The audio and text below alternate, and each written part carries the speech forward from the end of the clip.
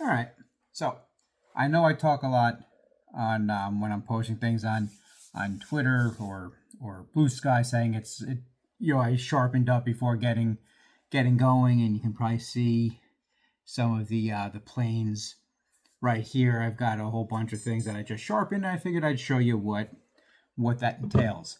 Um, I want to start a process of what's called shooting the ends, which means squaring up an end. So like here you can see that's a very square edge. Yeah, I used this plane to do that. Here you can probably see the knife line that I put in that is parallel to that, so that way this will be a consistent length. And the only way to really get that is to shoot the end. And I'll probably show that as well to bring that down to the line, because that's going across the grain, which is different than when I do this side. A little bit more difficult, not impossible, just a little more difficult. So we're going to take this plane apart, we're going to sharpen it, put it back together. Quite frankly, I don't even know how long that really takes, because I've never timed it. I've just kind of done it. So first things first, you disassemble the plane. I want to make sure it's all on camera. That comes out. We're going to pull it back a little bit. Actually, you know what? We're going to loosen a little bit more. And okay, that's easy. That just came off. Those two pieces come out. That's the chip breaker. We're going to put that off to the side. That's what we're sharpening. That's the blade. What I do like to do is inspect the inside of the plane while I have it apart. There's some dust in there. Gonna get rid of that, and more for aesthetic value, I'm just gonna clean off some of the dust that has built up. I can put some like little bits of oil in there just to keep everything running smoothly. But for now, we're just gonna move that out of the way and get to the actual sharpening. So we've got the stones here. I've got a coarse, medium, and fine, or coarse, fine, super fine, however you want to think about it, is perfectly fine. Just so it goes from rough, medium, and then fine stone here. And I'm going to work my way across from my left to my right. This blade is actually not bad to begin with, but when you're cutting end grain, and I was earlier, it gets pretty bad. So I'd rather it be sharp, cut out all things from the equation. So I'm going to do that. Can use different jigs to help you with that. I usually don't with plain blades. I will with chisels. Chisels are a lot narrower, and to me, you really need a square edge on the chisel between here and the blade, and the guide just makes it so much easier to get that way. With a plain blade, you don't really need to be square. If it is, great. What's important is that this edge at the very front is flat. If it's a little cockeyed, that's fine, because we're going to adjust it in the plane anyway in order to fix it. So I'm going to use, this is actually windshield washer fluid, nothing very fancy, but it lubricates the stone. And I could do it on a dry stone, that's fine, but then what happens is the particles build up and then get in the way. The grit gets in the way of between the stone and the plane blade. So the fluid allows it to wash away. You can see, I don't know if you can. Well, that's because I've already been sharpening. That steel that has come off the plane blade and gotten taken off. So I'm going to put my fingers in very, very specifically, 2 fingers on my right hand, 3 for my left. And I do that as I find that as being right-handed, I would tend to put more pressure on this side of the plane blade. So I counterbalance that with having 3 for my non-dominant side. I'm going to start really shallow, and I don't know if you noticed, but I'm going to be moving my hands upward in that position, and my fingertips will kind of feel when I'm hitting the very end. So we're just going to keep a couple of strokes here. I'm not putting a whole lot of pressure down. Not there yet, not there yet. Oh, there it goes. Makes a different sound, and what I'm going to do is just run my finger and taking the tip of my fingernail, and what I can feel is what's called a burr. And that's that's the steel on the plane blade kind of rolling over. So the metal from here is kind of hooking over. And now what I'm going to do is this. Can you see that? There's a little ruler here.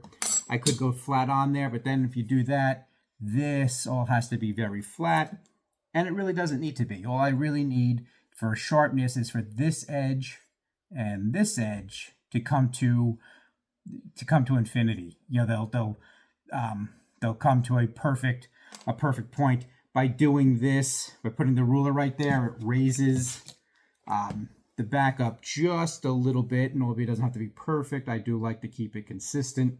And what that's going to do is just remove just a little bit of metal right at the very end.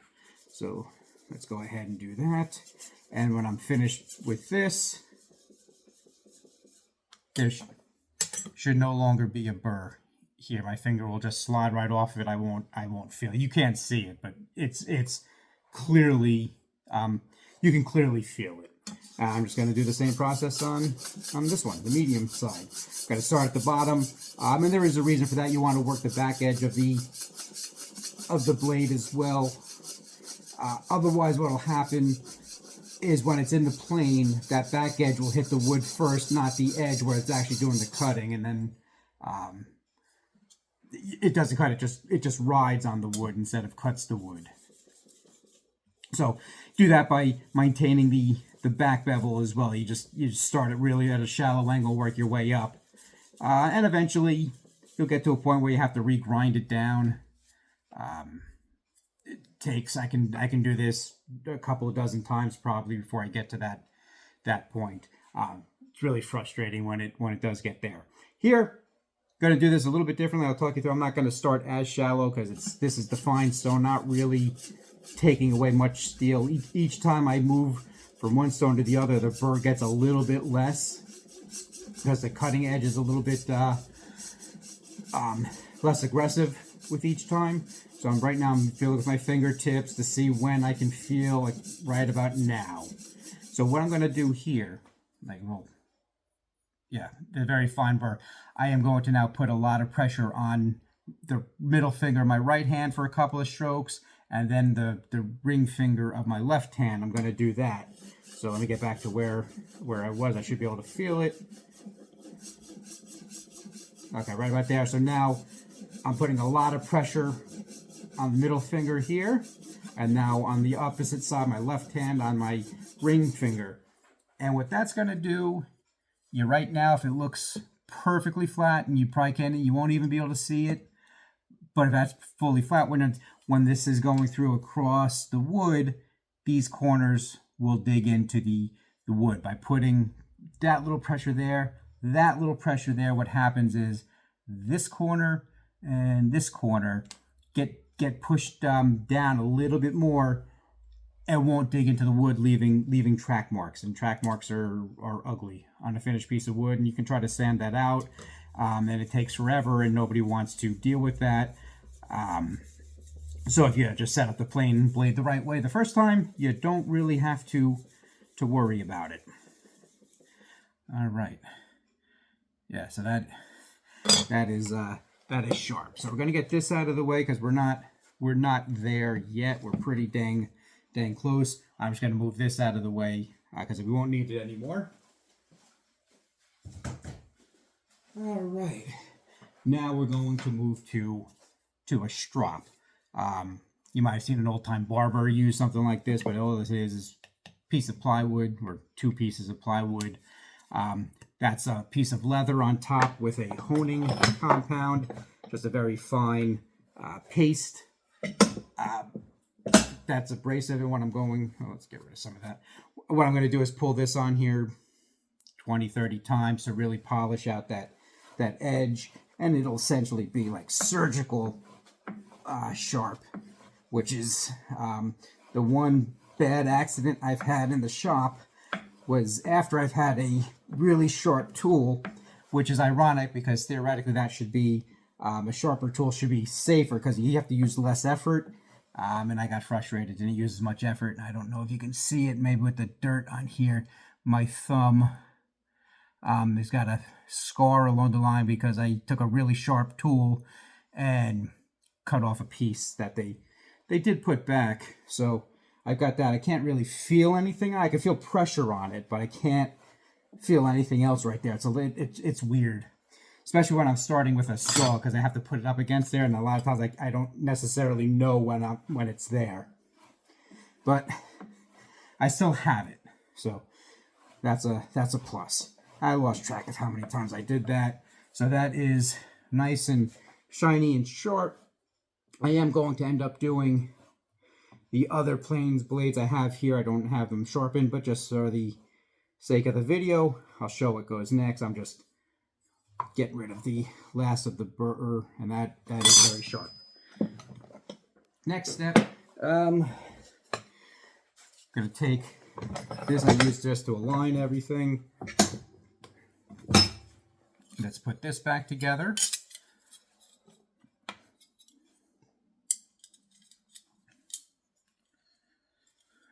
Nope, that's cross-threaded. Okay. No. It's not going in there well. There it goes. All right, so I am going to take this and try to get the chip breaker very close to that edge. And that just gives me a just gives me a lot of support right at the edge, prevents tear out on the wood.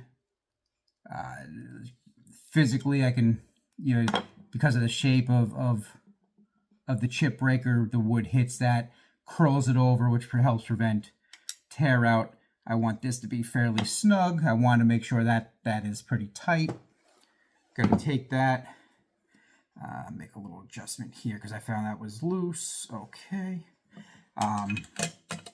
So this has to sit solidly and flatly on what's called the frog. That's the piece that's in there. Cap iron goes on. We're going to lock it down. And, this is going to be tough to see. Got to make sure that the plane blade, which is right here, is even. And this plane may be too big for me to really show it here. I'm going to adjust it a little bit by eye and fiddle with it. And this here, can you see that? That's the adjustment lever here, the lateral adjustment lever. That is moving the plane from side to side. So that way, if it is sticking out more on one side than another, I can do that, which is why it doesn't have to be the blade doesn't have to be perfectly square to the edge. It can be skewed as long as it's straight. I can use that lateral adjustment lever in order to flatten it out. So now, I put that little piece of wood in there. What I'm going to do now is take shavings off of here's the center, off the left, and off the right. And I'm looking at that, and I could feel it, I could hear it. The one on the right was a thicker shaving, so I'm going to move my lateral adjustment lever a little that way. That's gonna twist the plane blade a little bit, flatten it out, square it up. And I'm actually going to pull the blade back a little bit because I think that was just too heavy a cut. All right, so now I pulled the blade back too much. Didn't take any shaving, no shaving. And here I'm going by sight because I can see right down in there what's going on. I can feel it, I can hear it, and you can probably hear it too. Nothing happened there. So we're going to make another adjustment. I'm barely moving it. Left side, right side, very little coming out. Let's readjust. I over adjusted it the first time. Left side, barely anything. A little bit more, so too much. Dead center, left, right. Okay, that sounded, I don't know if you could hear that, but pretty much the same sound all the way across. So I'm fairly confident that that plane is now, it is sharp, it is tuned, it's ready to go. So 14 minutes doing that one. It is a little bit more efficient when I'm doing each step at a time and not doing each one. That will make a world of difference when I go to shoot the ends of those boards, which I will I might get to tonight. It is getting a little bit late. I got a couple of other, adultish chores to get done because, being an adult is fun. That's sharpening. Got to be done. If you're going to do hand tool woodworking, I would highly recommend trying to figure it out. Those diamond stones that I have, I've had those for years and they work just as good now as they did when I first started them. I've tried other types, natural stones, oil stones. My father gave me a really nice set of water stones, Japanese water stones that do cut really fast. They're messy as all hell, and I work in a garage that is not temperature controlled, so I can't leave them out during the winter because they will freeze, break, crack, and otherwise be damaged. But I really would like a nice setup for those. But my day in, day out sharpening is done there at least, if not once a time in the garage, once every other. I am sharpening something somewhere just to at least get that fine edge back, because it makes all the difference in the quality of the work, the pleasure of the work. But that's everything about sharpening a hand plane. If you have any questions, let me know.